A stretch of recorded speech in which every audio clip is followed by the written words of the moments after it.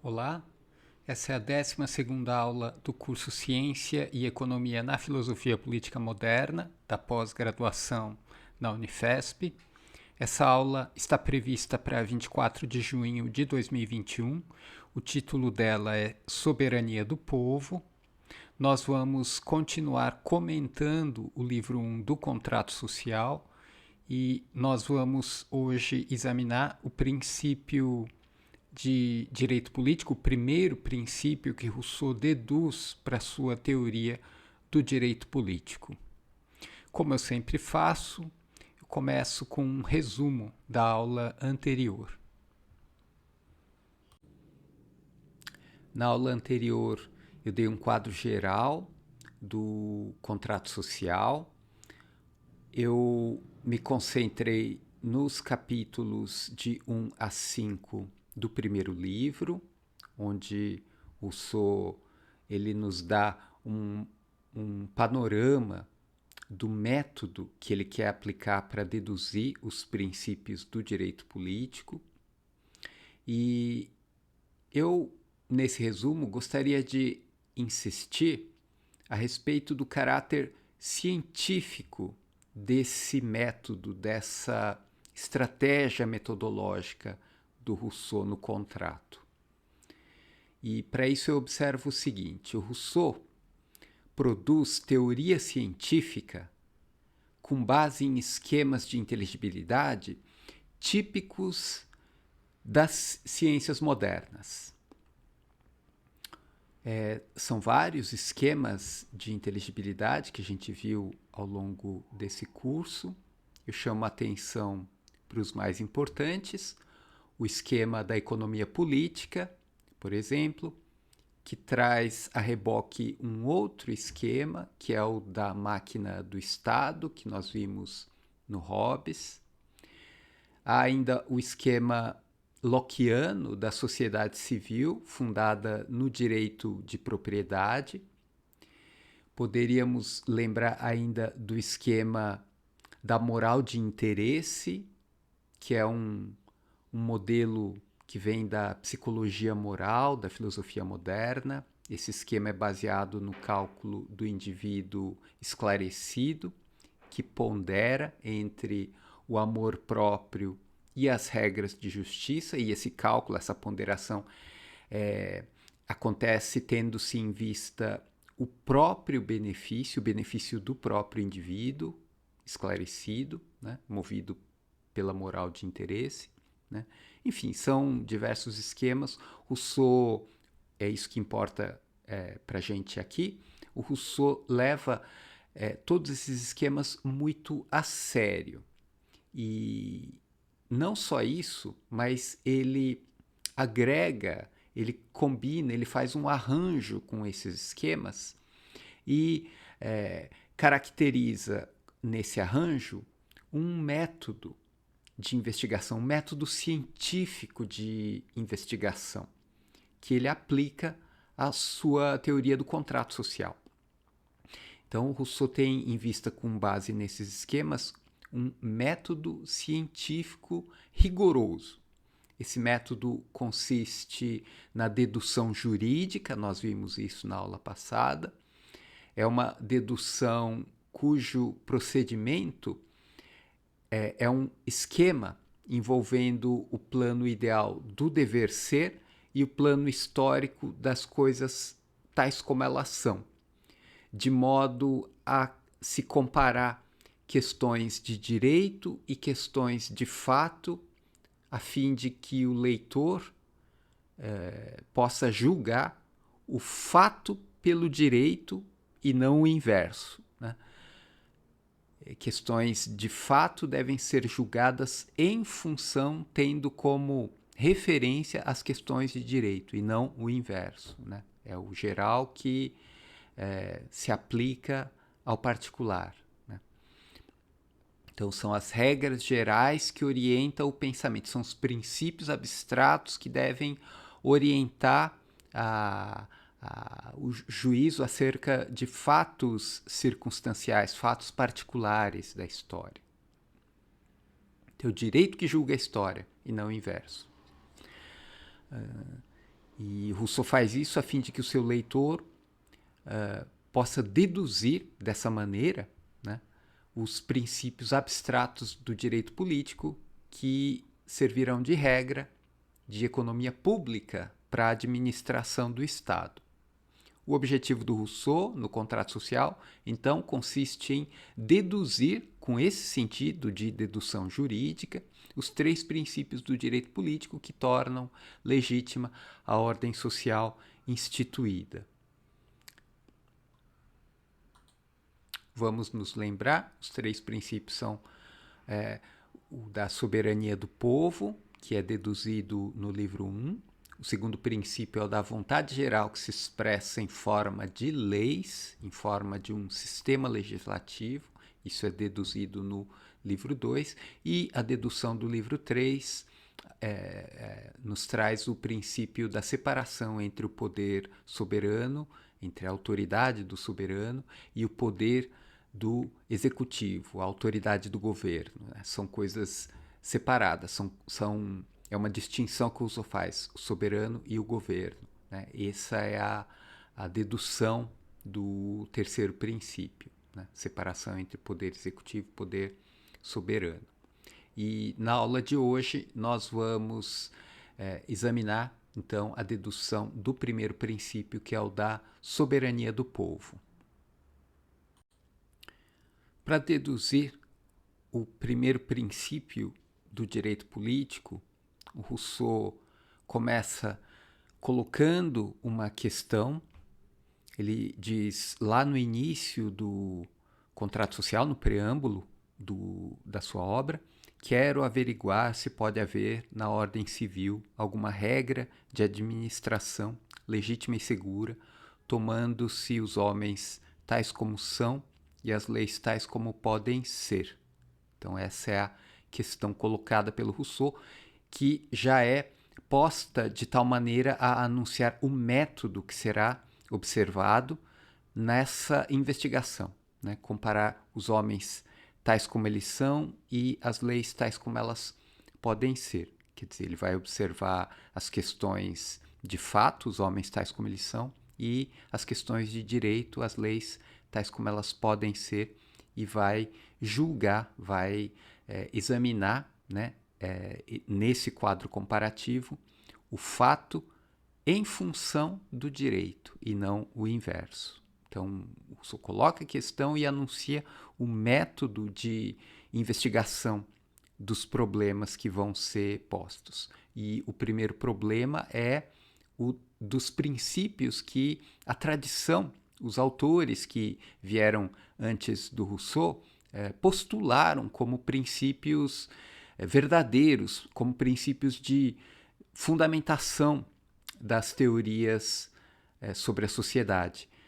Rousseau tem em vista autores como Grotius, como Hobbes, Locke e diversos outros que nós não comentamos aqui no curso, né? Pufendorf, Bossuet, Burle-Marquis, e são autores que constituem linhagens da tradição da filosofia política que passam por alguns princípios que o Rousseau vai refutar nesse primeiro momento do contrato social, para poder, depois de fazer tábula rasa dessa tradição das teorias sobre a sociedade, ele vai, então, a partir desse quadro de crítica, ele vai postular, então, vai deduzir o seu primeiro princípio do direito político. Então, Rousseau ele refuta na tradição o princípio da família como fundamento da sociedade. O que está em questão aqui é a ideia de uma sociabilidade natural, né, da sociedade. Então ele recusa isso, ele diz que até mesmo a família, que poderia ser considerada uma sociedade natural, o fundamento dela é o arbítrio dos seus membros e, portanto, é uma convenção. Então, a família também tem um fundamento convencional. Não é possível afirmar que existe um fundamento natural a partir da família, né, para se pensar a ordem civil, né, nada disso. Rousseau refuta também o direito do mais forte, no capítulo 3. Então, a força não faz o direito. Né? O direito de escravidão, no capítulo 4, também é refutado. E junto com o direito de escravidão, Rousseau refuta também o direito de guerra, né? Defendido por Grotius, lá no De Iure Belli et Pacis. E então Rousseau afirma que a liberdade ela é um fundamento das teorias do direito natural, e sendo um fundamento, não é possível então que esses princípios do direito do mais forte, do direito de escravidão, com base no direito de guerra, que todos esses princípios, né, possam subjugar um princípio anterior, que é o da liberdade. Né? Rousseau ele assume os princípios das teorias que ele quer refutar, leva esses princípios até as suas últimas consequências e mostra que a afirmação dessas teorias que ele está recusando são contraditórias nos seus próprios termos. Né? E após fazer então essa crítica muito radical de toda a tradição, não só do direito natural, mas uma tradição que tem como fundamento a racionalidade do direito. Né? Então, o Rousseau, na verdade, em última instância, ele está criticando o fundamento racional dessas teorias todas que ele recusa. Né? E por que ele faz isso? Será que ele está fazendo essa crítica tão radical, tendo o objetivo de estabelecer um ceticismo para se pensar a sociedade? Né? Então, seria uma visão cética da sociedade? Né?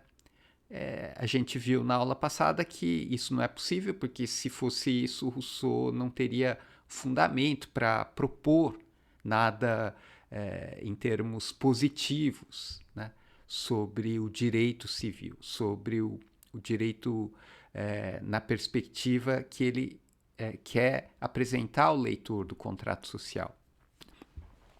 Então, a gente chega no capítulo 5, não se trata de ceticismo, então, a gente chega no capítulo 5 e a gente entende qual é o objetivo do Rousseau com essa crítica. Ele quer mostrar que sempre é necessário que nós remontemos a uma primeira convenção, que é quando a gente fale da liberdade como fundamento do direito, que é quando a gente fala da família como sociedade natural, né? Não importa a formulação teórica da questão acerca da sociedade, não importa a formulação, importa é que o fundamento, é isso que o Rousseau observa, o fundamento é sempre uma convenção. E sendo então a convenção o problema primeiro, o problema mais estrutural do que a gente está investigando, sendo assim, então é preciso buscar a primeira convenção, é preciso buscar a estrutura básica da formulação teórica que a gente quer investigar. Então, qual é essa primeira convenção? Qual é o primeiro passo da investigação científica, né? Porque a gente está aqui diante de um quadro de investigação científica acerca da sociedade. Qual é esse primeiro passo, esse primeiro momento, essa primeira convenção que tem que ser observada? No capítulo 5 do livro 1, Rousseau vai explicitar isso. O primeiro passo, a primeira convenção a ser considerada é o ato de fundação do corpo político. Rousseau se refere a isso como o ato por meio do qual o povo se torna povo. Porque para que o povo possa instituir um rei, Rousseau passa por essa questão, né, que é uma questão histórica, a instituição do rei, né, para que o povo possa constituir a sua estrutura de poder, no caso da monarquia, né, é preciso que o povo, antes disso, seja povo, né, e não apenas um amontoado de indivíduos sem relação entre si.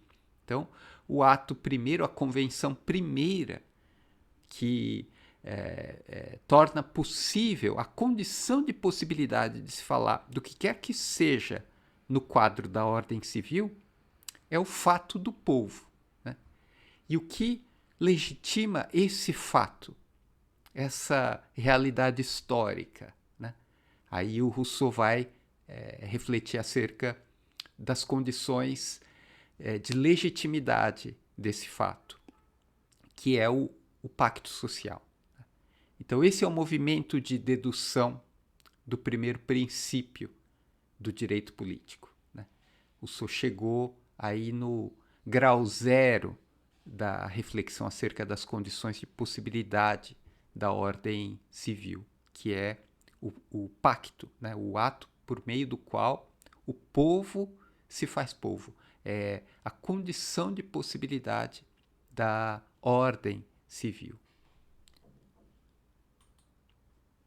Eu cito a passagem do capítulo 5 do livro 1. Rousseau escreve: um povo, diz Grotius, pode entregar-se a um rei. Segundo Grotius, um povo é, portanto, um povo antes de entregar-se a um rei. Veja que a questão que Rousseau coloca é a anterioridade do princípio que legitima o fato. Ele está pensando segundo um método, o direito que julga o fato, né? Esse próprio dom, Rousseau continua, é um ato civil, supõe uma deliberação pública.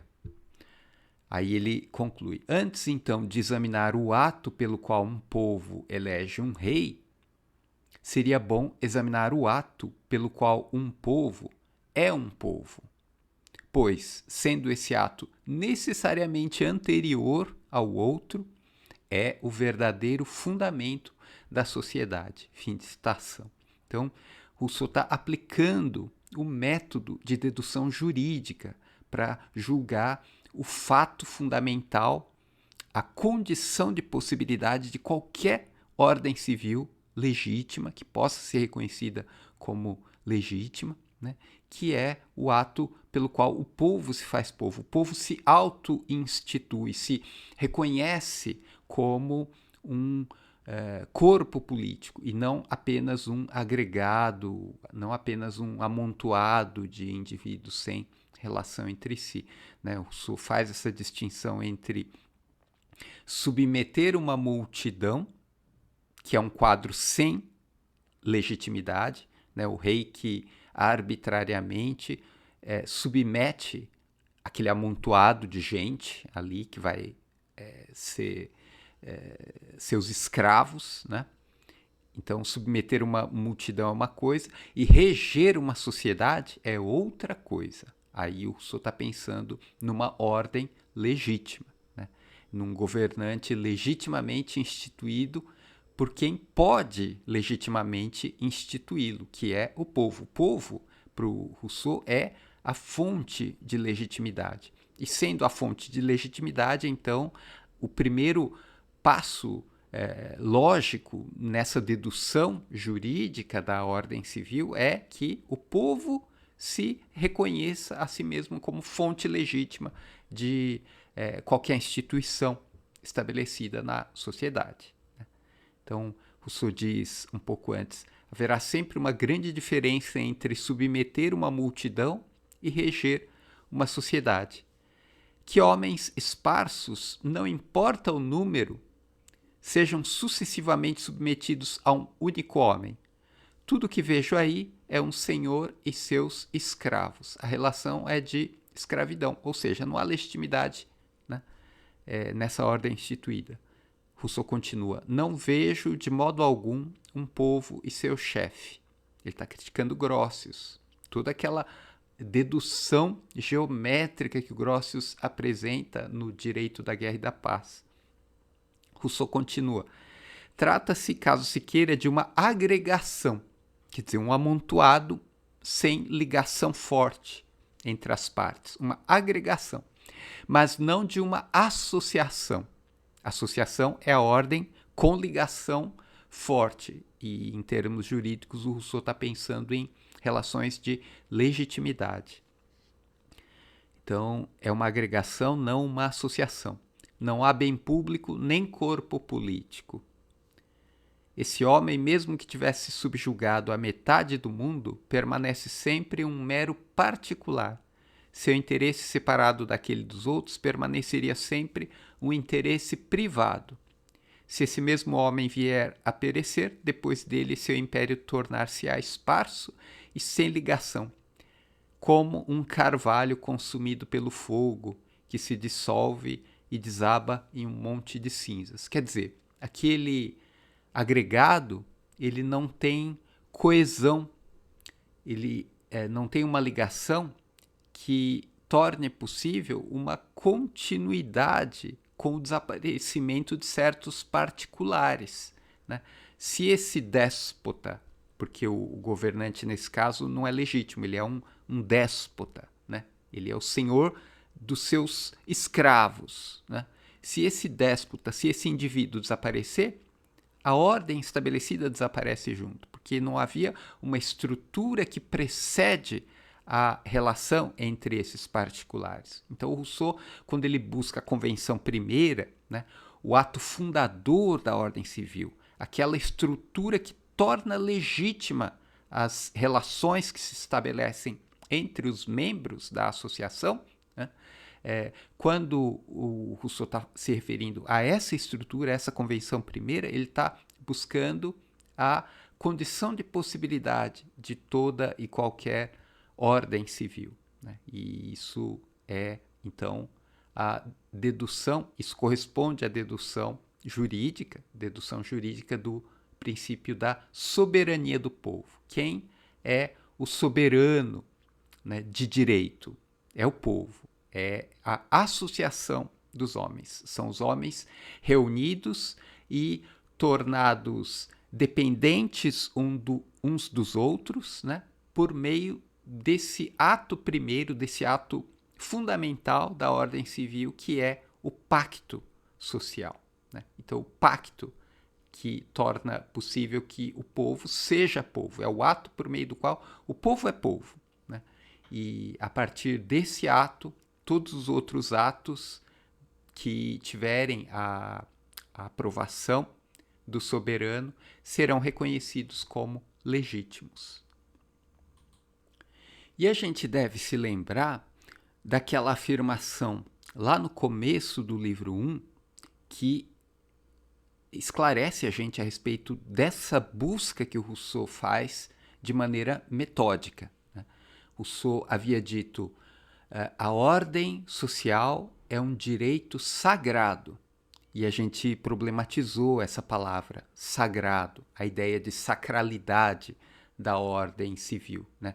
Teria a ver com uma teologia política, teria isso a ver com o direito divino dos reis, e a gente viu que não era nada disso. Quando Rousseau fala em ordem, que é um direito sagrado, a sacralidade implicada nessa expressão diz respeito à inviolabilidade do que está sendo rotulado, do que está sendo qualificado como sagrado. O que é sagrado é inviolável, é uma figura de linguagem, é força de expressão, é uma ideia que pode ser compreendida, pode ser interpretada de um ponto de vista da retórica do texto. Então, a ordem social é um direito sagrado.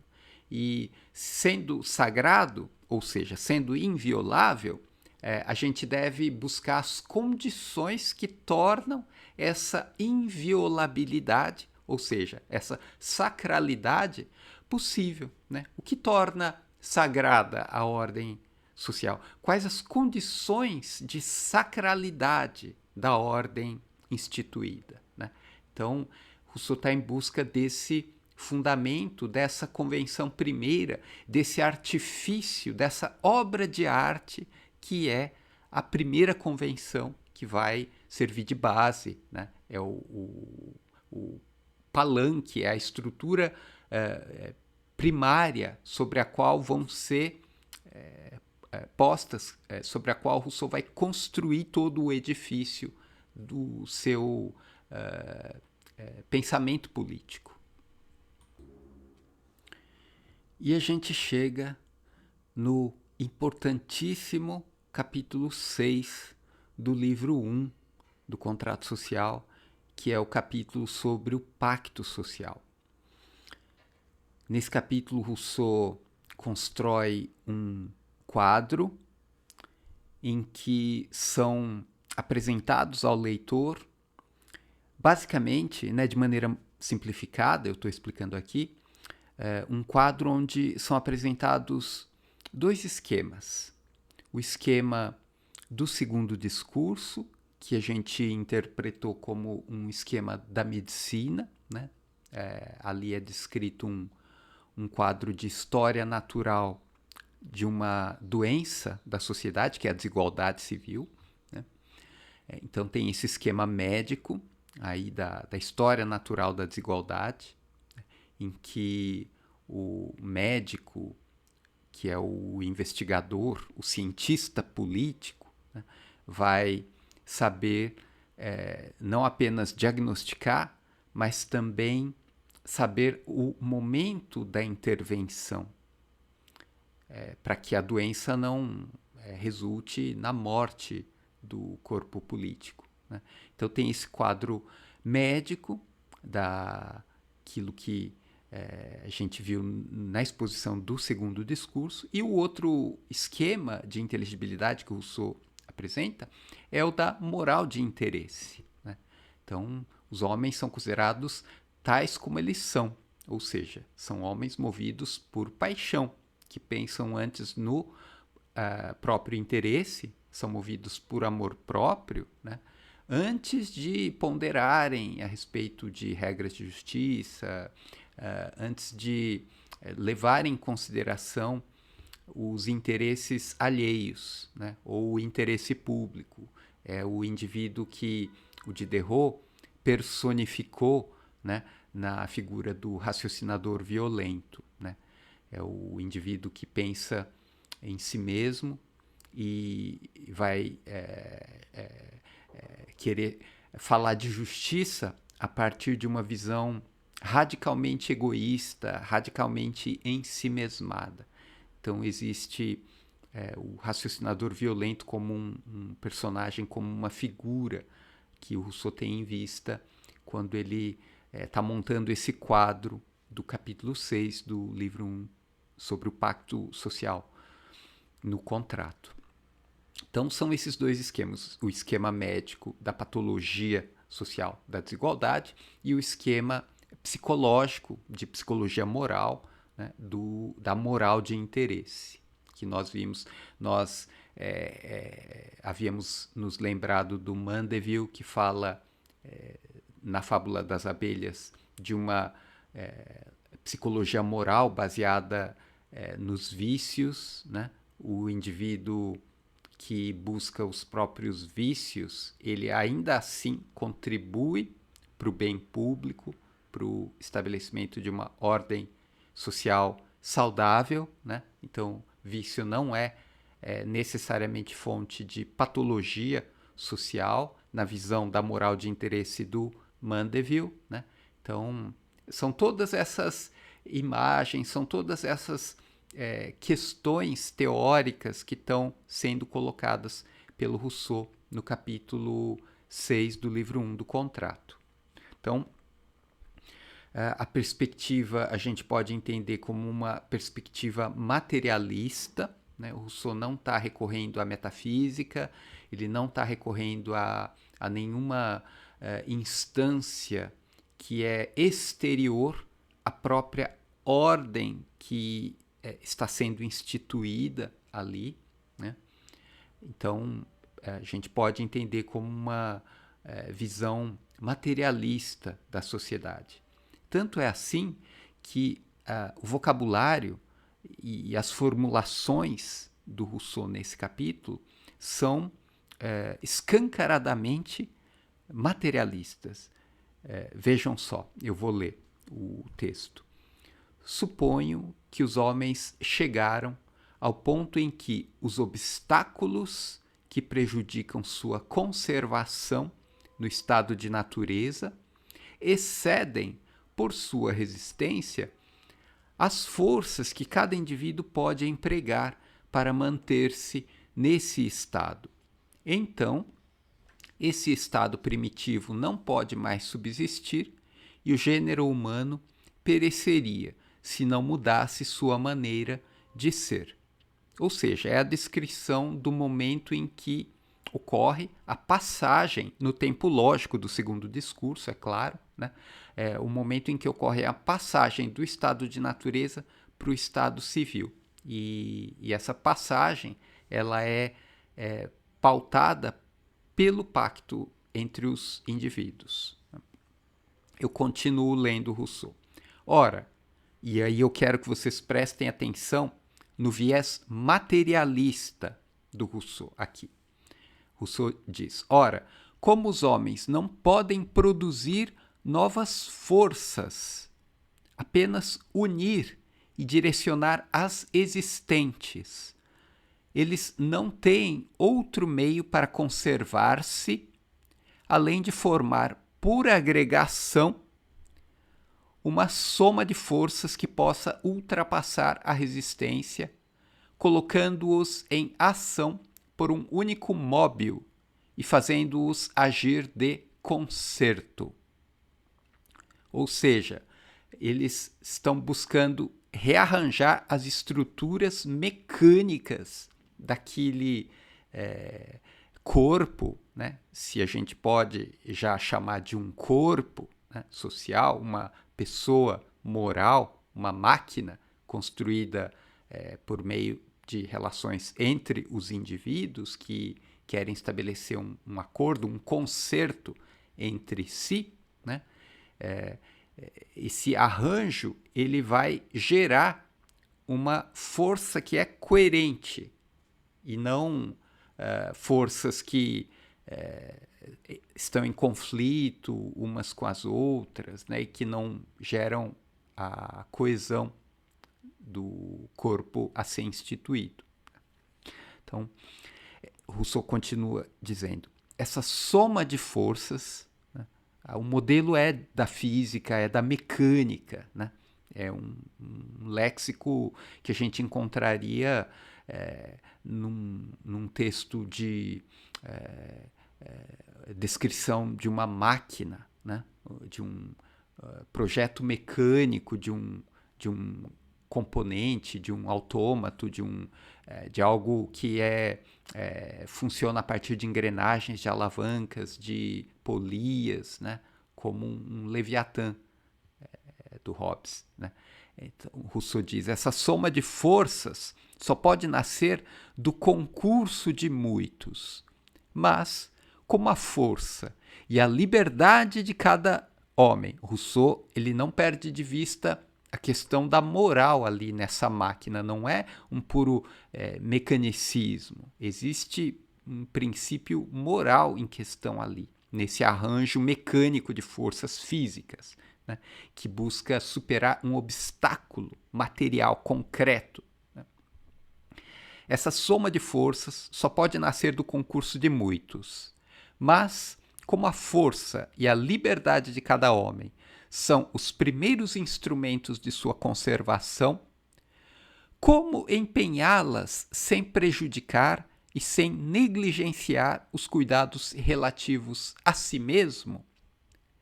O raciocinador violento vai se questionar. Por que eu tenho que pensar em igualdade, num arranjo coerente da máquina do corpo político, se esse arranjo não vai levar em conta, em primeiro lugar, o meu interesse próprio, né? O meu amor próprio, né? Eu não quero saber de justiça se eu não for considerado em primeiro lugar nesse arranjo social que nós estamos nos propondo estabelecer. Então, essa dificuldade, continua o Rousseau, reconduzida a meu assunto, pode ser enunciada nos seguintes termos. E aí o Rousseau enuncia a fórmula do pacto que diz respeito ao princípio da soberania do povo. A fórmula é a seguinte: encontrar uma forma de associação que defenda e proteja com toda a força comum a pessoa e os bens de cada associado, e pela qual cada um, unindo-se a todos, obedece, no entanto, apenas a si mesmo e permanece tão livre quanto antes.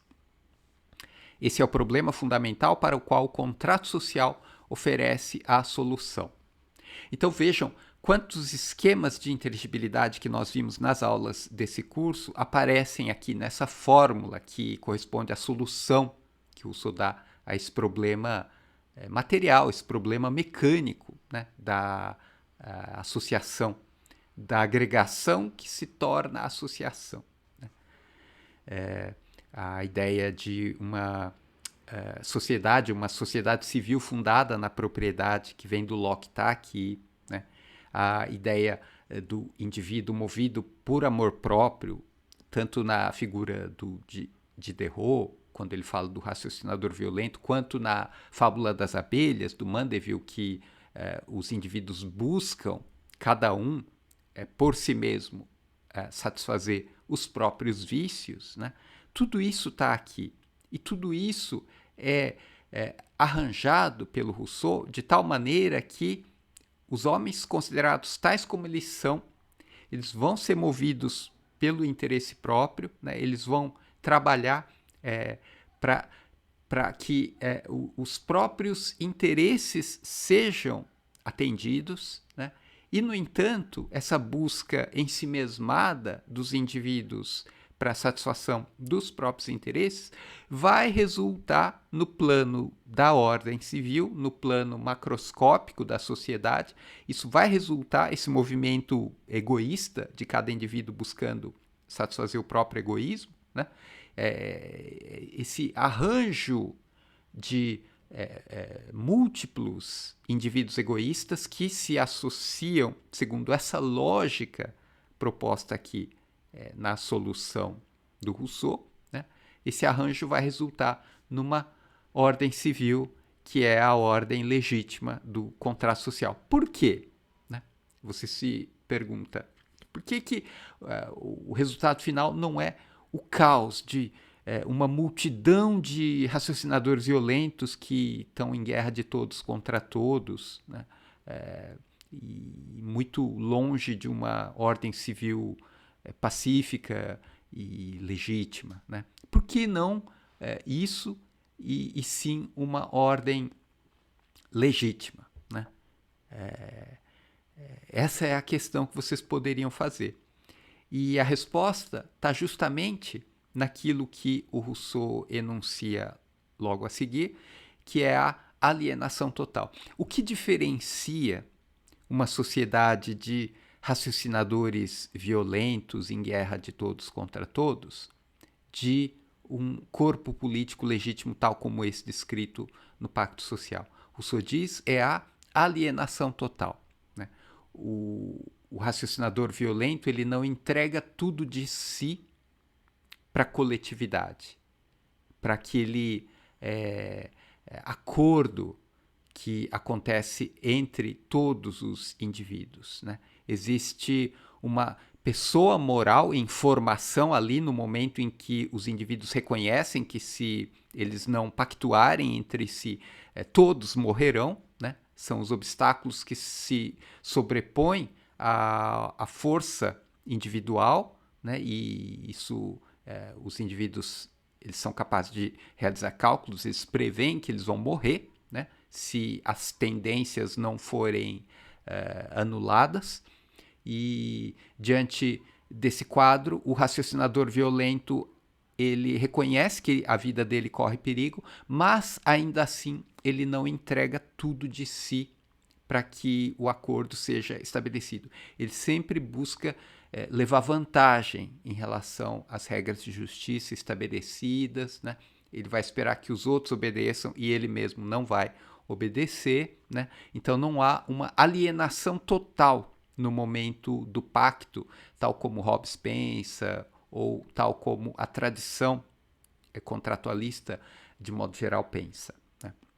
A diferença, então, do modelo do Rousseau, que é a condição de possibilidade de um acordo entre os homens tais como eles são e as leis tais como elas podem ser, quer dizer, o plano dos fatos e o plano do direito, né? Esse acordo só é possível pela alienação total. Isso fica mais claro lendo o próprio Rousseau. Rousseau escreve o seguinte, né? Depois de enunciar a fórmula do pacto, que é uma fórmula paradoxal, porque você se pergunta como podem indivíduos egoístas formarem um corpo político legítimo, né? E a resposta do Rousseau vem logo em seguida. As cláusulas desse contrato são de tal maneira determinadas pela natureza do ato que a menor modificação torná-las-ia vãs e sem nenhum efeito.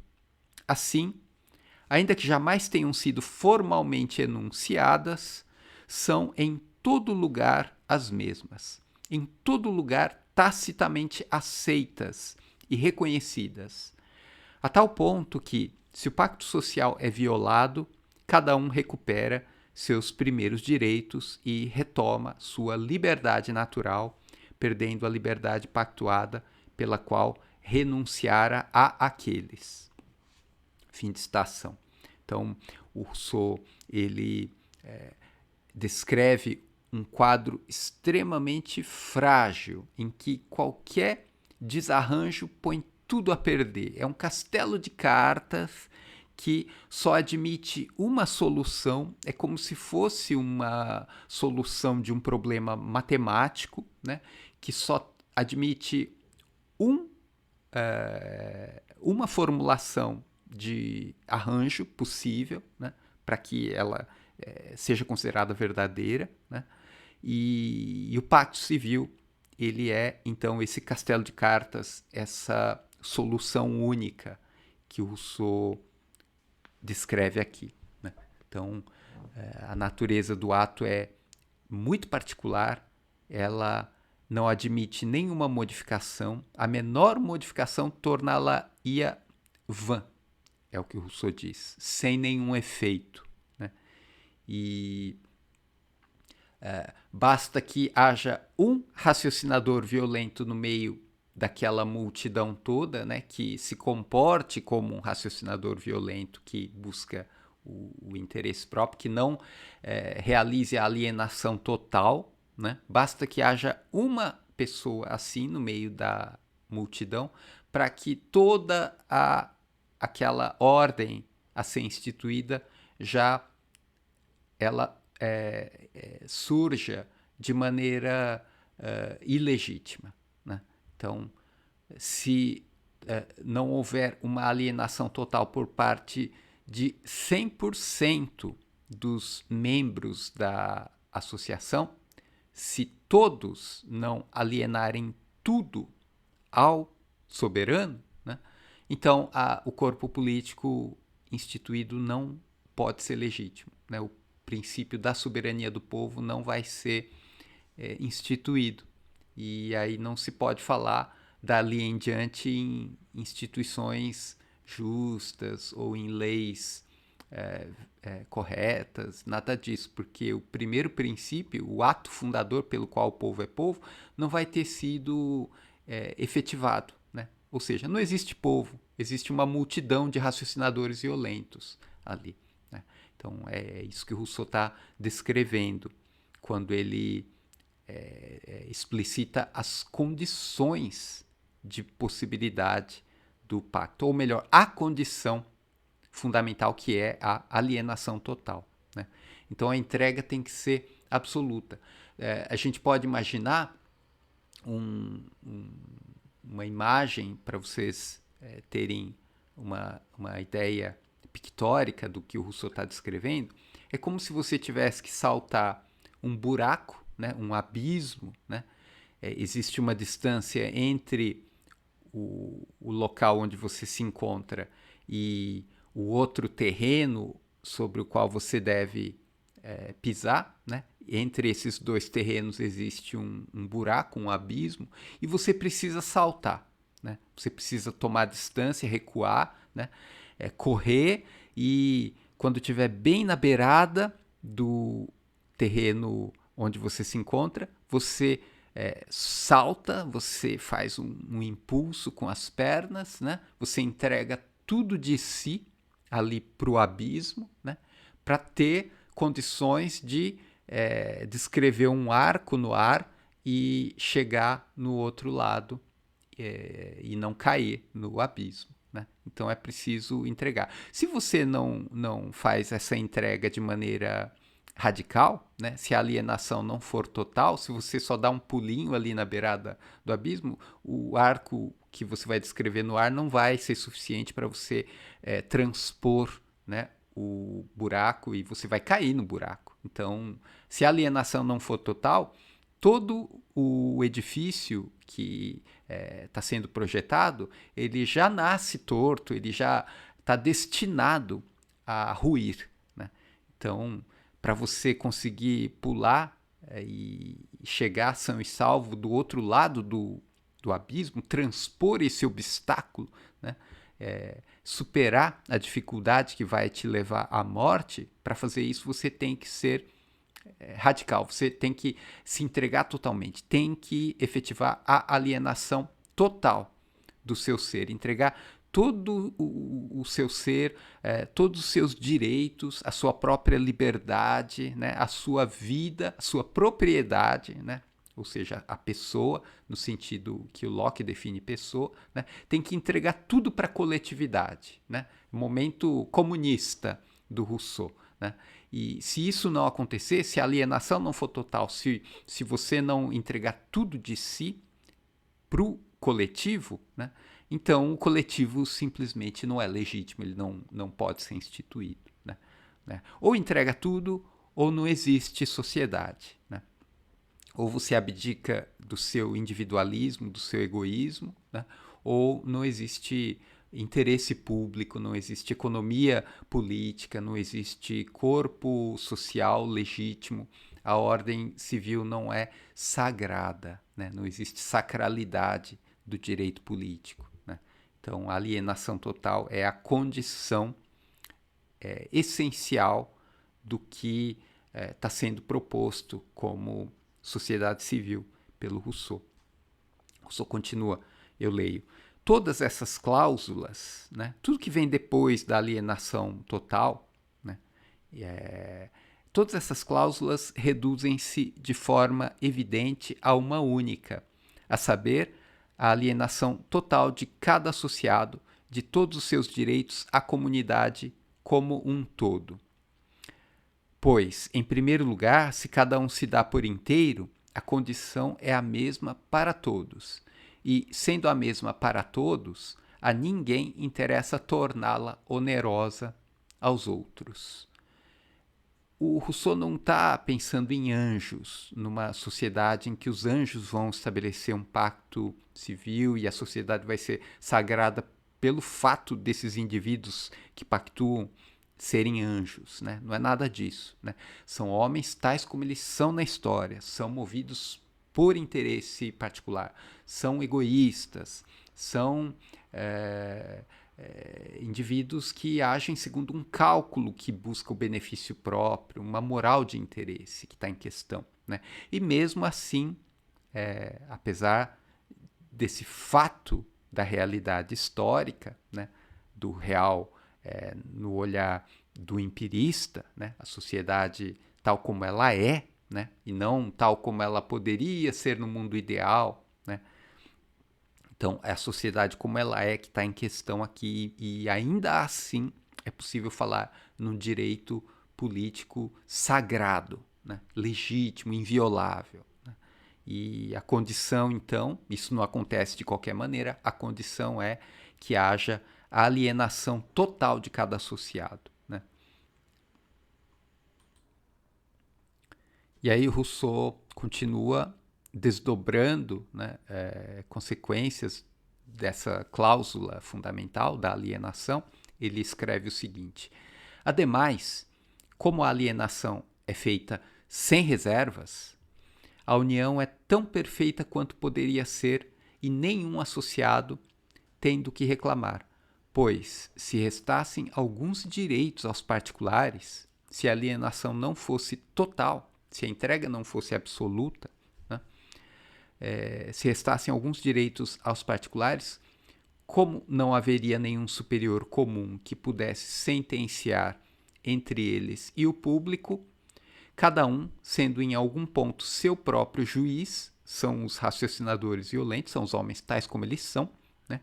Sendo cada um seu próprio juiz, logo pretenderia sê-lo de todos. O estado de natureza subsistiria e a associação inevitavelmente se tornaria tirânica ou vã. Então é um quadro que é descrito pelo olhar de um filósofo empirista que tem em vista a história, né? Porque essas regras elas não são regras universais, né? Não tem nada a ver com as ideias inatas do Descartes. São regras, o Rousseau diz num dos parágrafos que eu li anteriormente, são formalmente enunciadas e em todo lugar são as mesmas. São tacitamente aceitas e reconhecidas. Ou seja, são regras que são reconhecidas em qualquer parte do mundo, né? O que não significa que sejam universais, né? Que digam respeito ao gênero humano. Rousseau não está recorrendo a essa imagem universalista e, portanto, naturalista a qual o Diderot recorre, gênero humano. Não, Rousseau tem em vista um corpo político local, né? Uma sociedade instituída a partir de pessoas que se encontram, que vivem próximas umas das outras, né? Pessoas condicionadas a um mesmo clima, a uma mesma tradição histórica, costumes parecidos, né? Ou seja, uma comunidade observável de um ponto de vista empirista, né? Então, por isso que o Rousseau vai falar num corpo político e não no gênero humano. Quando ele fala num pacto civil, é um pacto que forma um corpo social local e não uma sociedade geral do gênero humano, porque aí o Rousseau cairia, se fosse assim, ele cairia no naturalismo, como faz o Diderot, e não é isso. Ele tem o olhar do investigador empírico, o olhar é o do quadro da empiria, né? É uma observação circunscrita a condições materiais da realidade histórica. Então, é isso que o Rousseau está pensando quando ele fala em alienação sem reservas, né? Você vai alienar não para Deus, não para uma entidade metafísica, e sim para o seu colega, para o seu conhecido, né? Que é próximo nas relações que são estabelecidas entre esses indivíduos, né?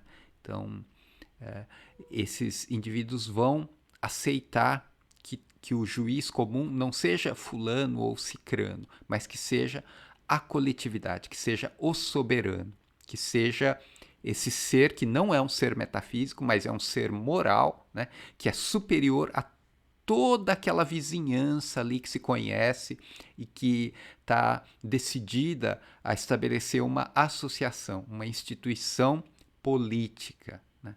Então é isso que está em questão aqui. Então, por que não há uma sociedade de raciocinadores violentos? Porque esses raciocinadores violentos, eles desaparecem quando se efetua a alienação total.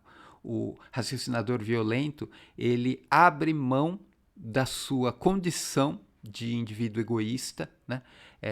buscando uma troca vantajosa. O que eu ganho? Porque ele sempre vai pensar no próprio interesse, né? O que eu ganho me entregando totalmente à coletividade? Eu ganho muita coisa. Eu ganho a propriedade do que eu já tenho, né? E mais os benefícios de pertencer a um corpo político, né? A uma instituição que tem uma força superior à minha força individual. Eu continuo lendo o texto do Rousseau, ainda no capítulo 6. Né? Rousseau diz assim: enfim, cada um, dando-se a todos, por alienação total, né? Dando-se a todos, não se dá a ninguém. Esse é o ganho, essa é a troca vantajosa que o raciocinador violento vai concluir que acontece quando ele efetiva a alienação total. Né? Ele não se dá a ninguém. Né? Ele não está se dando a uma assembleia de governantes, ele não está se dando a um monarca, né? Ele não está se dando ao seu vizinho que pode oprimi-lo quando ele se tornar o déspota daquela comunidade, nada disso. Ele não se dá a ninguém. Ele se entrega totalmente e, paradoxalmente, ele não se dá a ninguém.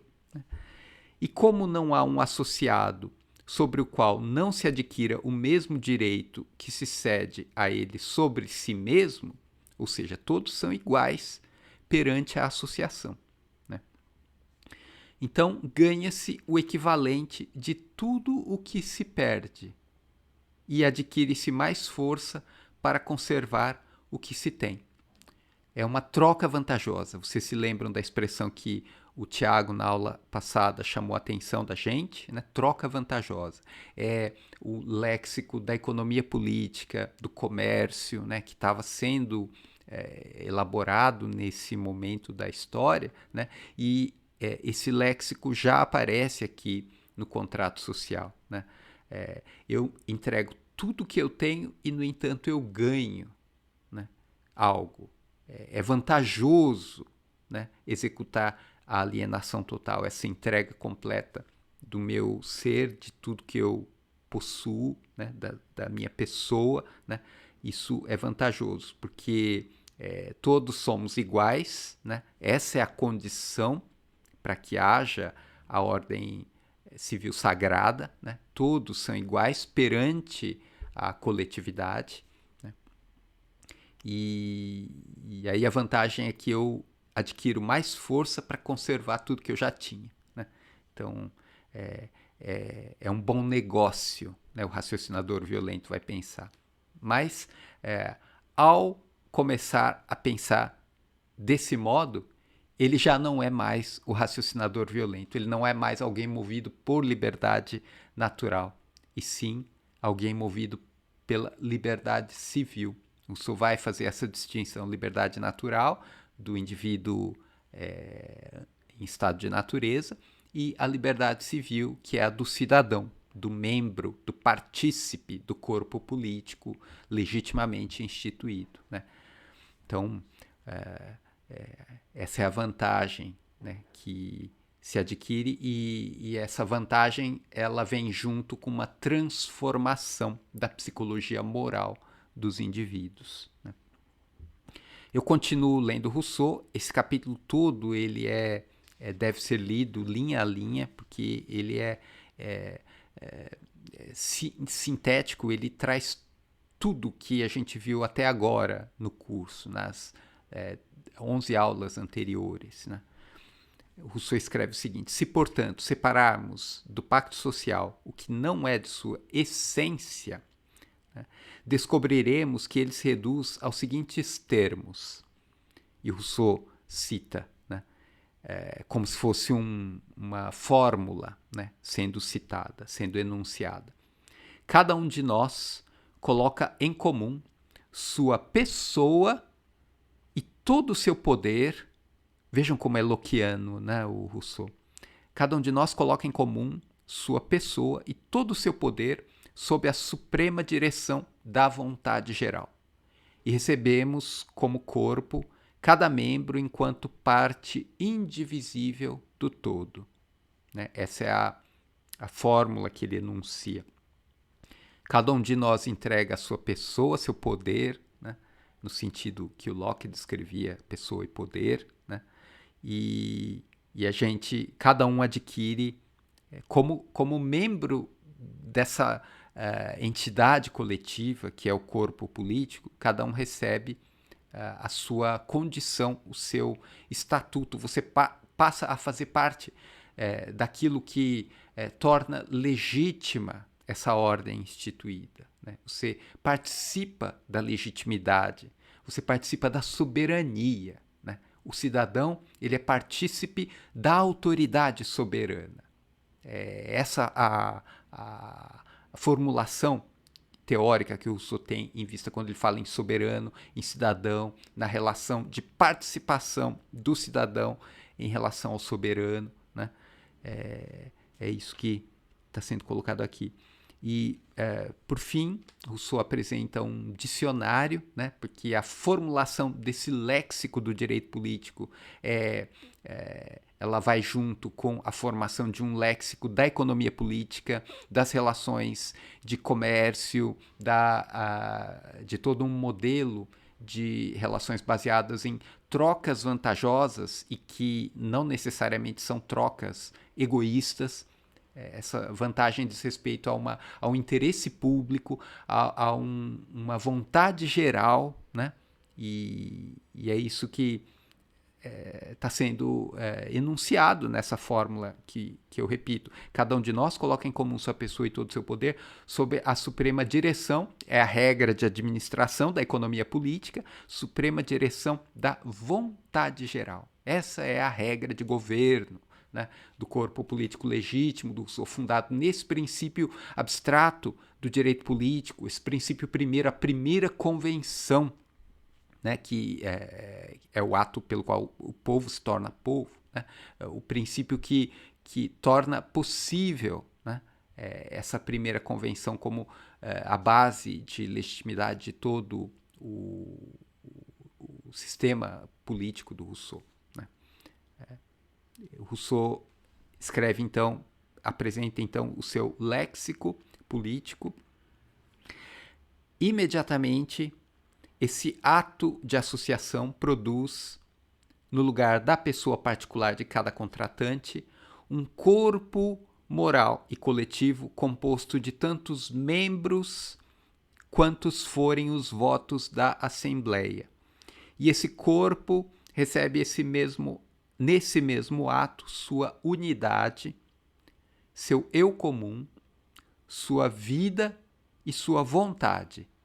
Essa pessoa pública, que se forma assim pela união de todas as outras, recebia em outros tempos o nome de cidade e atualmente recebe o nome de república, ou de corpo político, chamado por seus membros de Estado, quando é passivo, soberano, quando é ativo, potência em comparação a seus semelhantes, e a respeito dos associados, recebem no coletivo o nome de povo, né, e em particular chamam-se cidadãos, como participantes da autoridade soberana, né, cidadãos, e súditos na condição de submetidos às leis do Estado. O cidadão, ele é ativo no exercício da soberania, e o súdito, ele é passivo do ponto de vista da obediência às leis. Mas, com frequência, esses termos se confundem e são tomados uns pelos outros. Basta saber distingui-los quando empregados com toda a precisão. O Rousseau está criticando a tradição que mistura todo esse léxico, né? O Rousseau está mostrando como cada palavra, cada um desses termos que ele enuncia aqui, república, cidade, soberano, Estado, potência, cidadãos, súditos, como cada um desses termos, cada uma dessas palavras tem um sentido muito preciso e que é preciso observar essa precisão para que a teoria política possa ser elaborada e possa ser compreendida de maneira correta, né? Então, esse léxico que encerra, né, o capítulo importantíssimo sobre o pacto social do contrato do Rousseau. Vamos examinar melhor esse léxico, porque Essas distinções que o Rousseau faz são muito importantes para a gente compreender aquilo exatamente que ele tem em mente quando ele fala do corpo político. A palavra cidade, né? Isso nos remete à polis dos gregos, dos antigos. Né? A gente já viu que para os gregos a polis era um lugar natural, ela participava da physis. Né?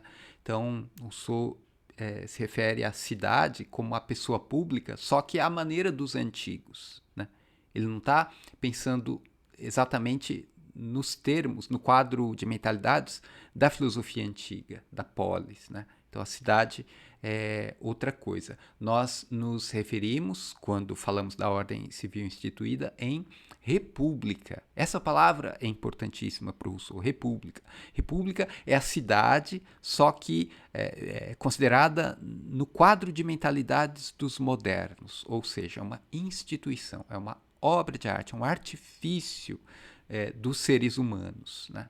É uma construção, é um produto, é algo que vem da produção humana. Né? A república é a ordem, é a estrutura jurídica legitimamente construída. Né? República.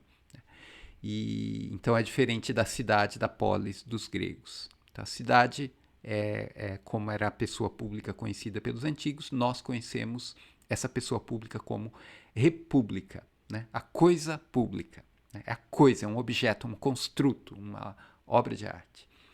O Estado é esse objeto, né? Essa pessoa pública, considerada do ponto de vista das condições de funcionamento da máquina. Né?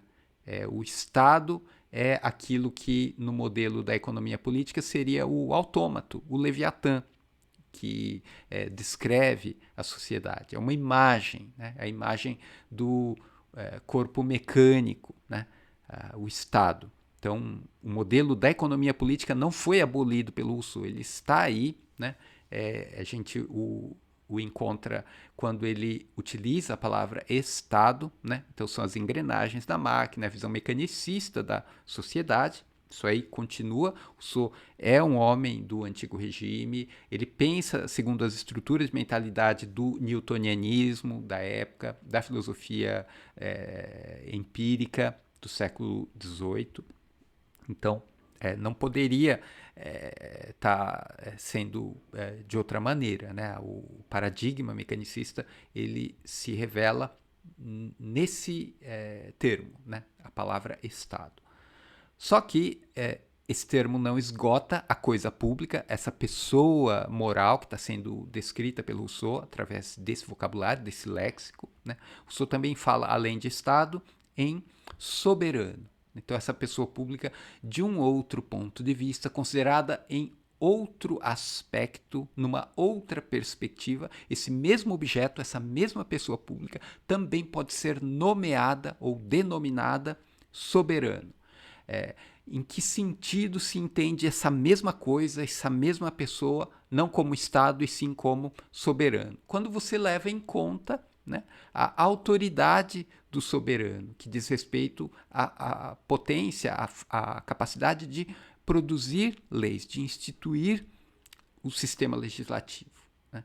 Então, quando é esse poder que está sendo considerado, então você se refere a essa coisa pública como o soberano e não simplesmente como um Estado. Né? O Estado é a máquina. Né? Agora, essa máquina ela pode algo. E o que ela pode? Ela pode fazer leis. Então, desse ponto de vista, nessa perspectiva descrita dessa maneira, né, a palavra para se referir, para nomear essa coisa é soberano.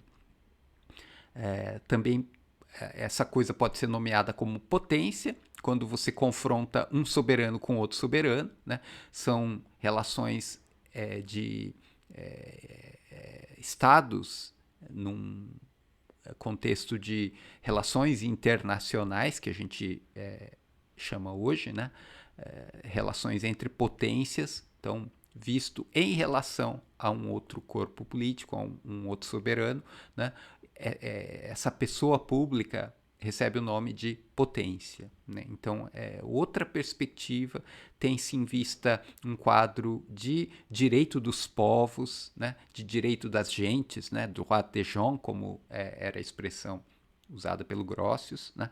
Então, quando se tem em vista esse quadro do direito dos povos, aí você fala em potência, né? Você pode ainda falar do ponto de vista interno dessa economia política, desse corpo moral que foi instituído pelo pacto, como povo, né? O corpo político ele pode ser nomeado povo também. Em que contexto, né? Qual é o sentido de se referir a essa coisa, a esse objeto, a essa criação, esse artifício como povo? Povo é o corpo político formado pelos associados que efetuam a alienação total, né? Que colocam a realidade para a coisa que vai ser nomeada como povo.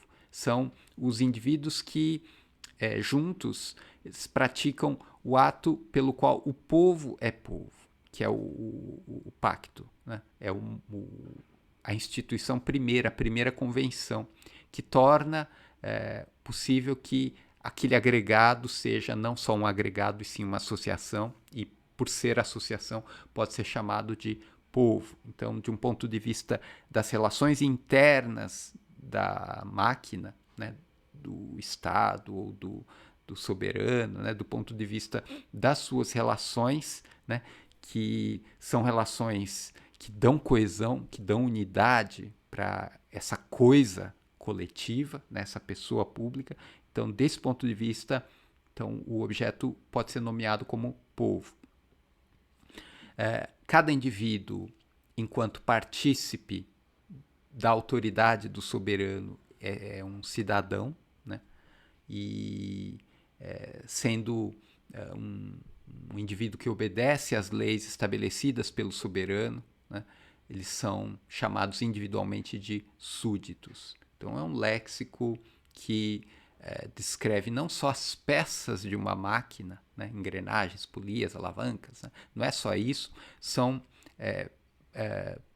palavras que descrevem as relações internas e as relações externas, né, implicadas nessa coisa pública, nessa pessoa pública que é o que o Rousseau chama de república, né? Mas que ele chama também de Estado, que ele chama também de soberano, de potência, né? E que é o mesmo objeto, mas visto de diversos pontos de vista, né? Visto a partir de ângulos diferentes, né? É a mesma coisa, só que descrita em visadas, né? Distintas, né? A maneira como eu olho para o corpo político exige, demanda de mim um discurso diferente a respeito daquele mesmo objeto. Nesse sentido, nesses termos que a gente deve entender esse léxico que o Rousseau descreve aqui nesse importantíssimo, nesse fundamental capítulo 6 do primeiro livro do Contrato Social.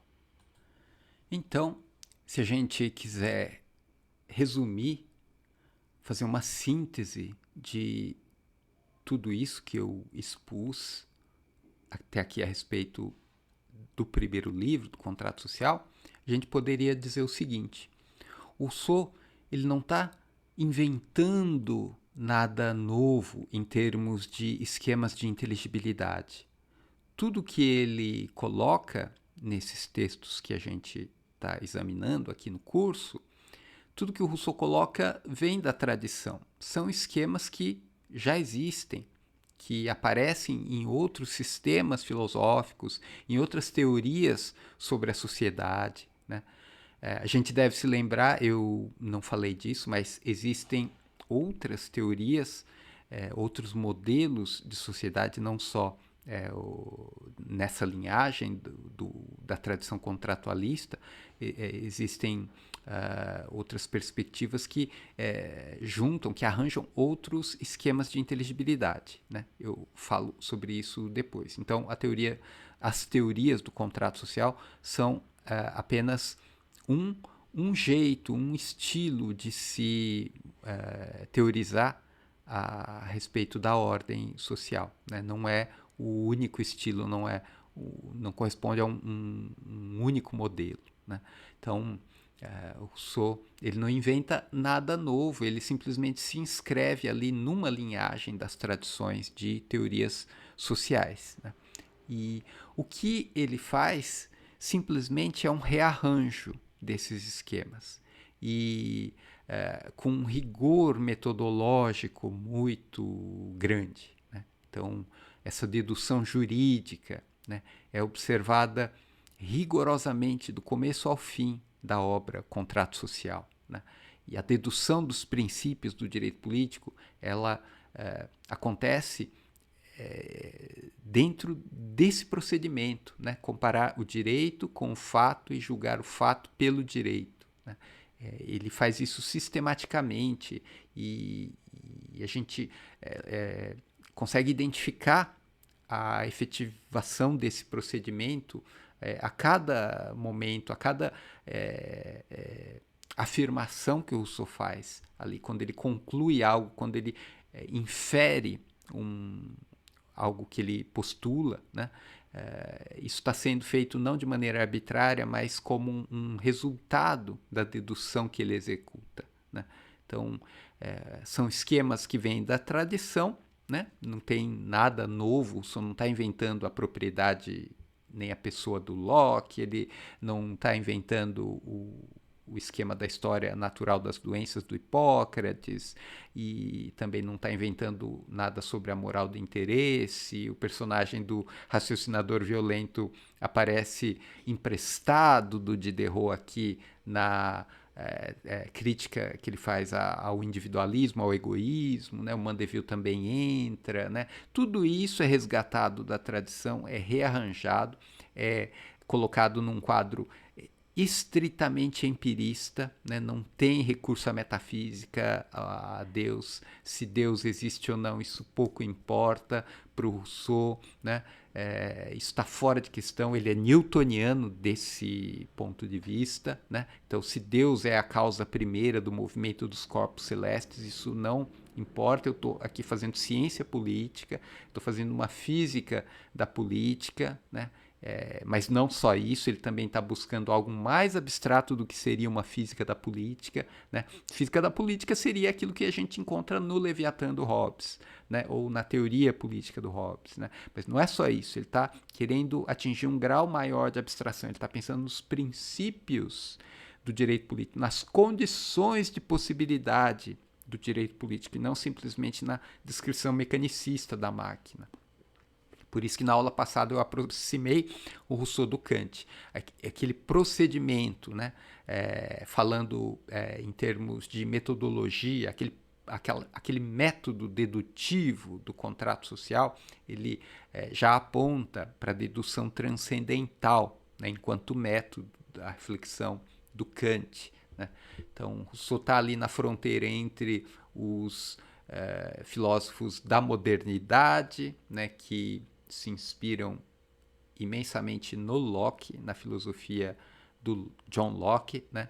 Mas ao mesmo tempo já está ali apontando para uma filosofia crítica, tal como a gente entende a filosofia do Kant. Então, em síntese, é isso. O Rousseau ele não cria nenhum esquema novo, né? Não faz uma teoria absolutamente original em termos das categorias do pensamento que são mobilizadas, mas o arranjo é original, né? E o rigor metodológico é admirável. Então, o Rousseau ele é um autor emblemático do ponto de vista dessas filosofias modernas, das ciências modernas. Ele leva essa visão científica às suas últimas consequências. Ele é extremamente exemplar, né?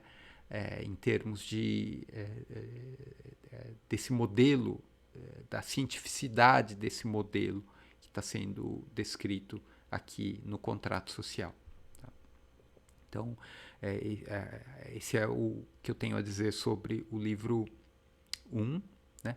Há ainda os capítulos 7, 8, 9, eu vou falar rapidamente sobre eles, mas o coração, né? O acesso à essência do livro 1, né? A gente encontra no capítulo 6, e em particular na formulação, né, do fundamento da sociedade e nesse léxico, no dicionário do direito político que Rousseau apresenta nesse capítulo. Então, é isso por enquanto. Eu passo agora a uma exposição mais rápida dos capítulos 7, 8 e 9 do livro 1, apenas para a gente completar, né, a leitura e o comentário desse livro, do contrato social. No capítulo 7, Rousseau fala sobre o soberano. Ali ele discute as condições de exercício da soberania, os limites da autoridade soberana. Esse é o problema teórico que está sendo pensado ali pelo Rousseau. Né?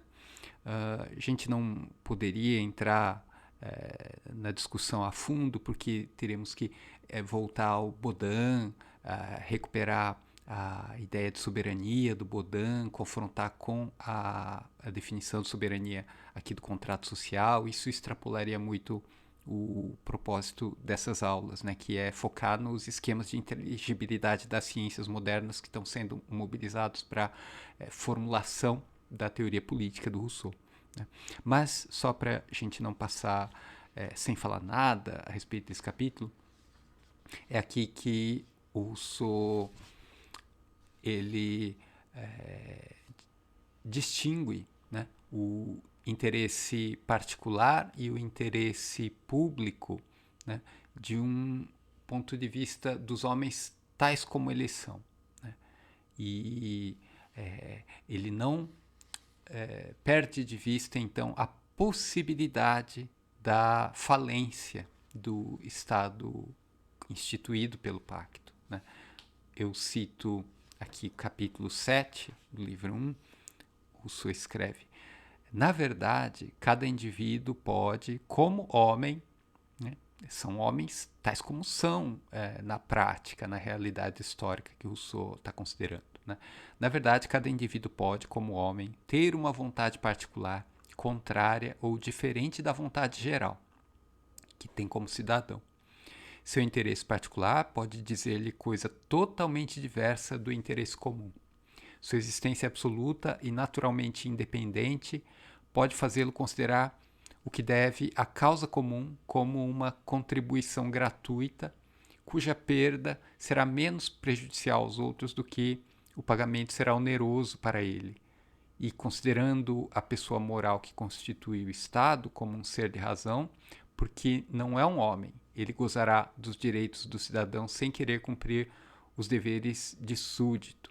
Né? Injustiça cujo progresso causaria a ruína do corpo político. Então, Rousseau está refletindo sobre os limites da autoridade do soberano, e isso do ponto de vista do direito e do ponto de vista dos fatos da possibilidade da falência dessa autoridade, da legitimidade do poder soberano. Né? Então, direito e fato, né, estão sendo considerados aqui. E aí, o direito tem que ser visto em primeiro plano, né, para que o fato seja julgado em função do direito. E aí o Rousseau conclui, né, o capítulo dizendo, essa é uma passagem muito polêmica, que as pessoas que não leem direito o contrato social interpretam como uma defesa do totalitarismo. Né? Quem fala isso realmente não sabe ler o texto. Né? Mas é a interpretação que vem quando a pessoa não tem o movimento todo da obra. Né? Então, o que eu estou expondo aqui no curso é o movimento da obra de um ponto de vista panorâmico, né? Por isso que vocês conseguem interpretar dessa maneira. Se você pensar esse trecho que eu vou ler agora e citá-lo isoladamente, fora do seu contexto, aí realmente você vai falar, o Rousseau defende um totalitarismo. Né? O Rousseau diz assim, eu cito: portanto, a fim de que o pacto social não seja apenas uma folha de papel, ele contém tacitamente esse compromisso, o único que pode dar força aos outros. Aí essa que é a frase que causa escândalo entre os leitores desatentos do Rousseau. Aquele que se recusar a obedecer à vontade geral será constrangido a isso por todo o corpo. Quer dizer, será forçado a ser livre. Vejam o paradoxo. O corpo vai constranger aquele indivíduo que teima em ser o raciocinador violento. Todo o corpo, todos os vizinhos daquele sujeito vão tentar convencê-lo a ser livre. O corpo vai forçar o raciocinador violento a ser livre. Né? O que não significa, então, que será forçado a ser livre. Pois é essa a condição que, oferecendo cada cidadão à sua pátria, preserva-o de toda dependência pessoal, condição que faz o artifício e o jogo da máquina política, e a única a tornar legítimos os compromissos civis, os quais, sem isso, seriam absurdos, tirânicos e sujeitos a enormes abusos. Então, a tirania não está no fato do corpo constranger os indivíduos a obedecerem à vontade geral, né? Esse constrangimento ele é legítimo e sem ele não há corpo político. Né? Então é a condição de possibilidade de um exercício legítimo da soberania. Né? Forçar cada um a ser livre, a obedecer à vontade geral, a seguir a liberdade civil, porque liberdade é isso, liberdade não é fazer o que impulsiona o próprio apetite, né, as paixões. Né? Isso aí é liberdade natural, se a gente puder falar em liberdade. A gente fala em licença, nem liberdade é. Né? Liberdade natural é você obedecer à lei natural, né, no sentido das teorias justnaturalistas. E liberdade civil é a obediência à lei civil. Né? Você só é livre na medida em que você obedece à lei civil. Né? Você só é livre como cidadão na medida em que você obedece às leis que o cidadão é obrigado a obedecer. Né? Senão você não é livre, senão você é um inimigo do Estado. Então, por isso, a tirania não está no constrangimento para que o cidadão seja cidadão, né? Porque isso é legítimo dentro do Estado. E tem outras passagens que eu vou ler que também causam escândalo e que vão nessa linha de interpretação do texto. Né? O capítulo 8, que é sobre o Estado Civil, também é uma ponderação, é uma reflexão que tem em vista os homens tais como eles são e as leis como elas podem ser, ponto de vista histórico, ponto de vista do direito.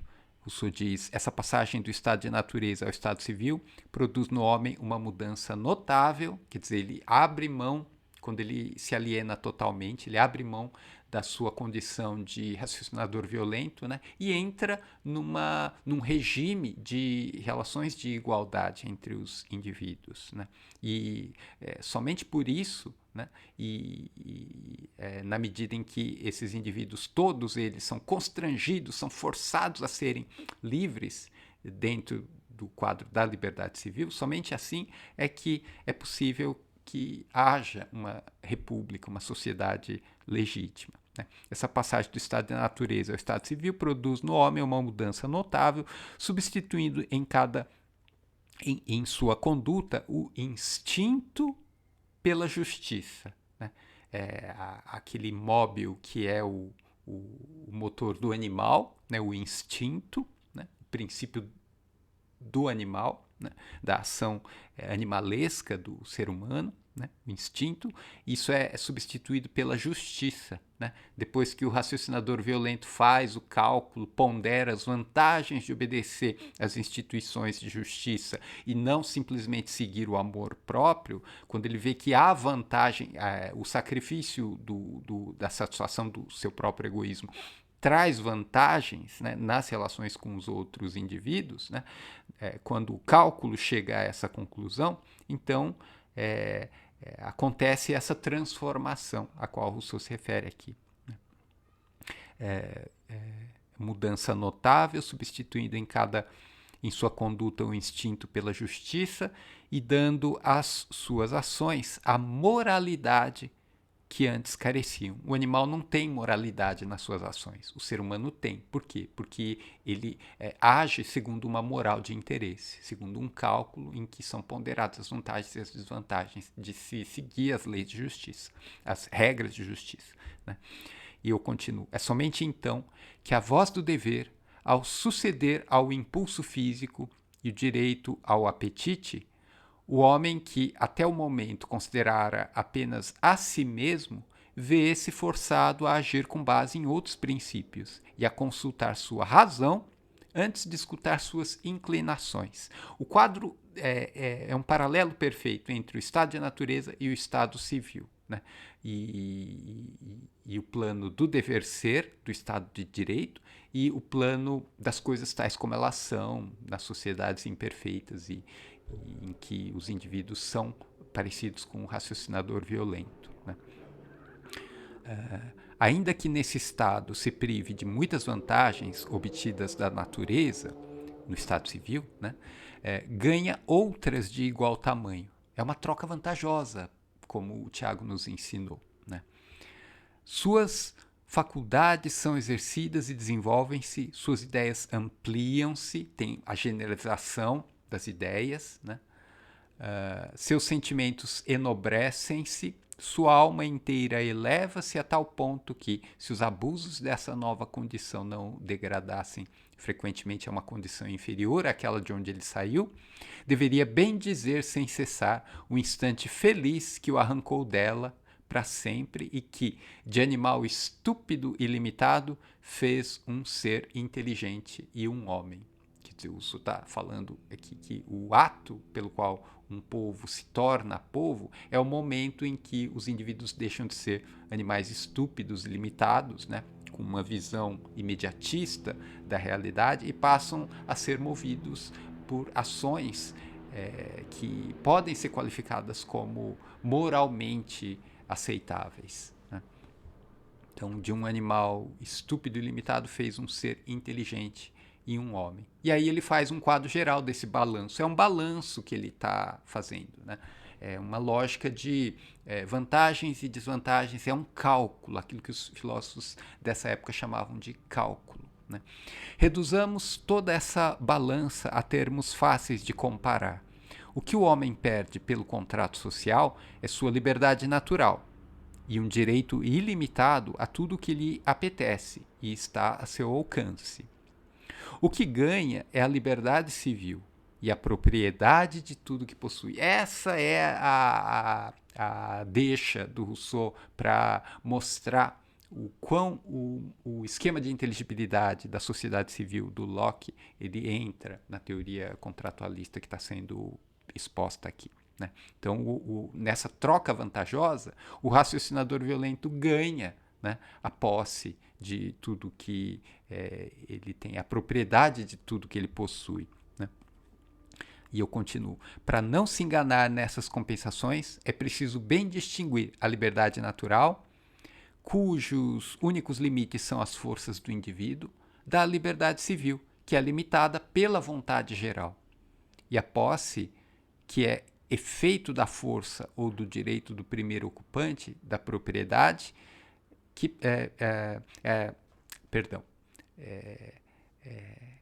cujos únicos limites são as forças do indivíduo, da liberdade civil, que é limitada pela vontade geral, e a posse, que é efeito da força do direito do primeiro ocupante, da propriedade. Ele está distinguindo a posse da propriedade, que pode ser fundada apenas sobre um título positivo. Então, o Rousseau está distinguindo todos esses termos. Ele está fazendo uma análise lexical desse vocabulário todo aqui, né, no balanço dos ganhos e das perdas implicados nessa passagem do estado de natureza para o estado civil.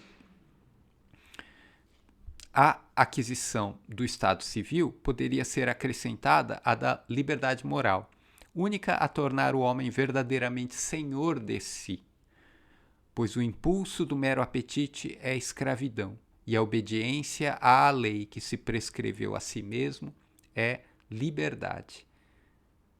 E essa é a definição de liberdade, a lei que o indivíduo prescreve a si mesmo, né? Que o Kant vai tomar, vai empregar na sua própria filosofia, né?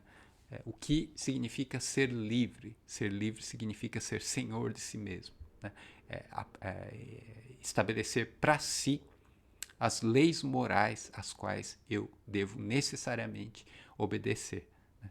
Então, o ganho do pacto civil, né, dessa troca, que é uma troca vantajosa, é a liberdade civil, né?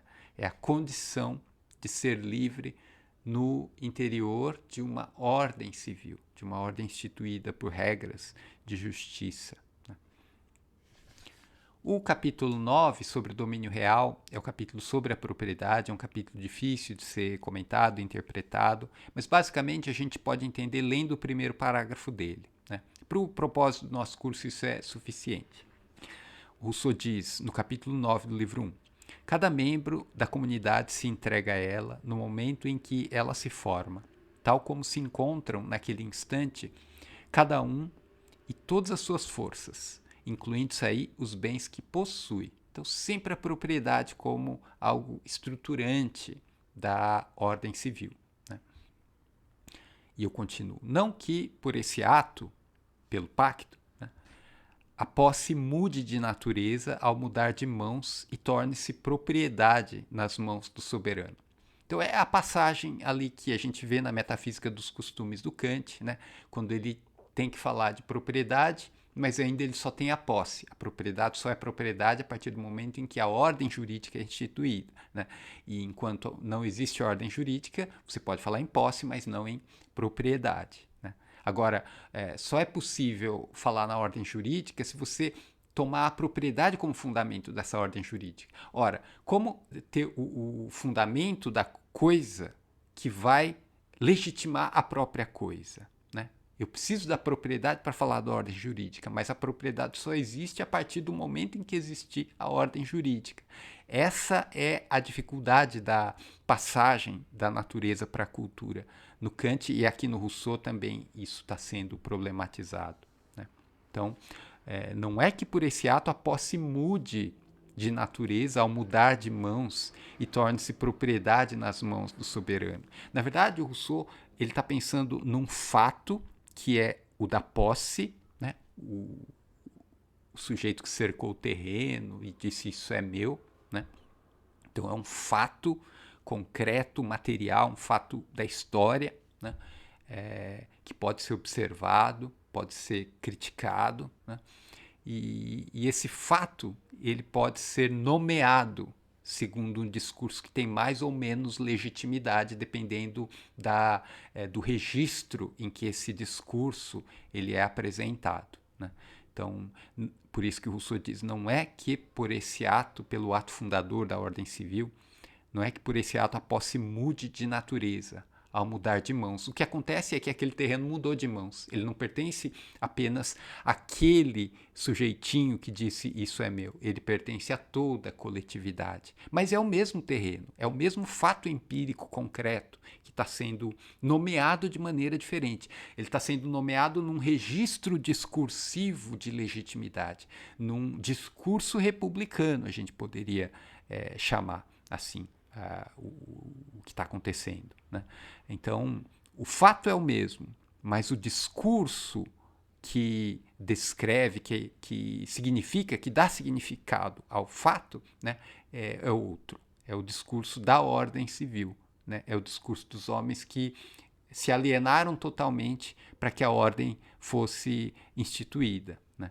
Então, não é que por esse ato a posse mude de natureza, mudar de mãos se torne-se propriedade nas mãos do soberano, mas como as forças da cidade são incomparavelmente maiores que as de um particular, a posse pública é também de fato mais forte e mais irrevogável, sem ser mais legítima, ao menos para os estrangeiros. E aí, de novo, o Rousseau tem em mente que, do ponto de vista das potências, das relações entre potências, entre corpos políticos diferentes, né, a propriedade pode não ter o reconhecimento que tem no interior do próprio corpo político. Então, uma vez instituído o pacto, reconhece-se o direito de propriedade. Né? Aí chega um estrangeiro, né, e na lógica do direito dos povos, ele não vai reconhecer nem o direito de propriedade, que foi reconhecido naquele corpo particular, e nem o próprio corpo particular, como uma pessoa pública legítima, como uma república. Né? Por quê? Porque as relações são entre vontades gerais diferentes. Aquilo que é vontade geral para um corpo político não necessariamente é vontade geral para um corpo político diferente, porque o Rousseau tem em vista corpos políticos particulares. Né? Ele não fala do gênero humano, ele fala de corpos políticos. Então, as vontades gerais são gerais só para aquela particularidade instituída. Né? Só dentro daqueles limites de instituição. Né? Para além dos limites, aí a história é outra. Né? As relações são de estado de natureza, tanto que o Rousseau deixa o problema da guerra, que é posto pelo Hobbes, no estado de natureza do Hobbes. Esse problema é deslocado, ele não é resolvido pelo Rousseau, ele simplesmente desloca o problema para o plano das relações internacionais. E ali no plano das relações internacionais, fica complicado se falar em propriedade, em direito de propriedade e de vontade geral. Por quê? Porque aí as relações, elas ultrapassam os limites da autoridade do soberano. A autoridade do soberano não é absoluta, ela é absoluta dentro daquele cercadinho de jurisdição que é estabelecido pela vizinhança que estabelece o pacto. Né? É como se fosse um bairro ali, tem leis próprias daquele bairro, mas no âmbito da cidade, né, as leis são outras, né, e as regras a serem observadas não necessariamente coincidem e são reconhecidas por todos. Né? Então, nesse capítulo 9 sobre o domínio real, esse é o título do capítulo, é isso que está sendo problematizado.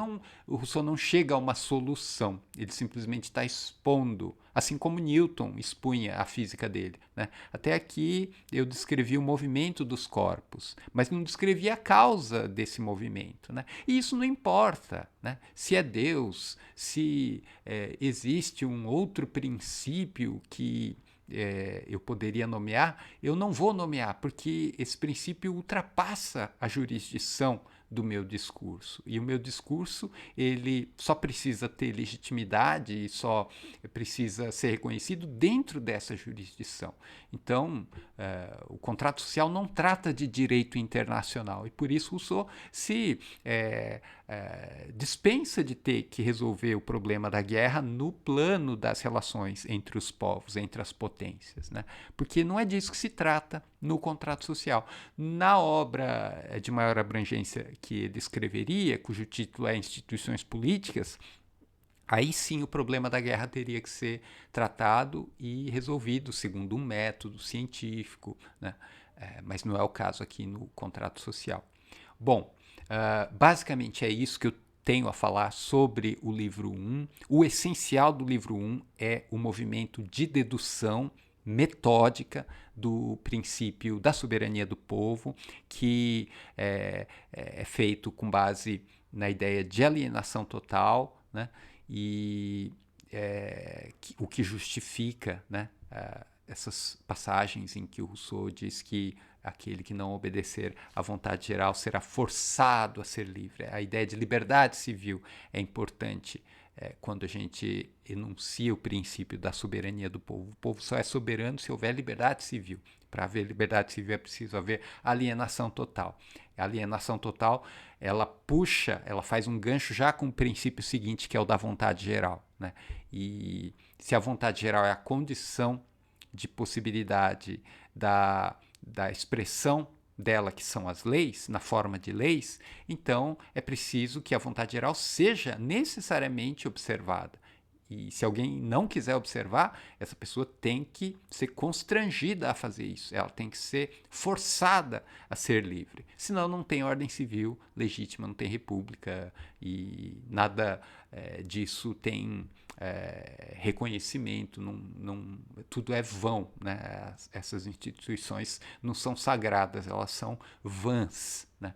Esse é o quadro que o Rousseau nos apresenta aqui. Então, basicamente isso. Agradeço a paciência de vocês pela atenção, por estarem ouvindo essa aula, e na próxima aula nós passaremos ao livro 2, em que o Rousseau vai deduzir, segundo um procedimento metódico de dedução jurídica, né, o princípio da vontade geral. Então, até lá.